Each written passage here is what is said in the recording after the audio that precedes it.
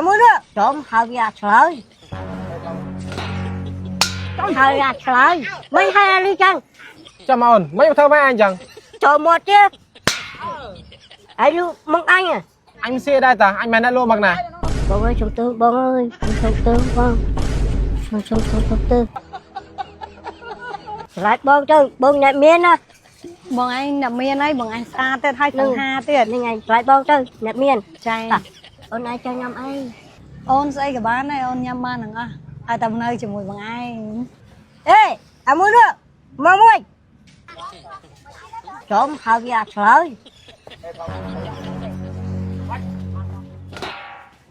trộm hào ra trời mấy hai anh đi chăng Chào mà ổn, mấy thơ với anh chẳng? trộm một chứ anh nhặt lưỡi Lợi cái ổn, anh lu mong anh à anh xe đây ta, anh mày đã lô bằng này. bông ơi chồng tư bông ơi chồng tư bông chồng tư mà ôn nhâm nhâm Hồi mau sờ mót này, cái món mắc cầm món ấy mà, hồi cầm món tao bọc lo hong nè. Mà chan nè. ចំបងយើងអង្គុយពីផ្នែកហ្នឹងខ្វល់ដូចអាព្រិចឥឡូវបងឲ្យដើរទៅមើលវិញតោះ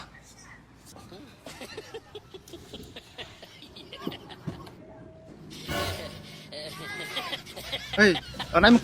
thay anh Bông mình bọn anh hơi thôi cắt chân. bà dễ vậy thay anh anh nó sạch món à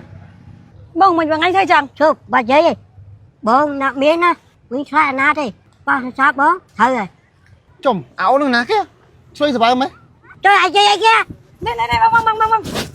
Sắp. Bông pháo nhông ta. Bông pháo nhông tay. bà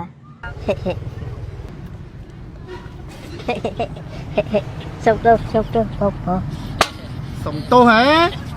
ហើយក៏ជួយសបើមែន thôi lên cho bông ជួយអត់ណៃណែមើលទៅស្រឡាញ់អាកូនក្មេងទូចហ្នឹងវិញ Cọt tụi men, cọt tiệp men, tay cọt vô chất nhau bọn anh đang là. ចៅអូនទូចហ្នឹងវាធ្វើមិនបានយកចិត្តអត់ណៃ Bởi bọn anh trong đăng bọn anh xua cọt đấy. ចំអោនហើយធ្វើមិនបានយកចិត្តបងអូនស្រីបង như là tinh mã ai thở ạ ចំអូនអាហ្នឹងមកឲ្យគេ mà bài mốc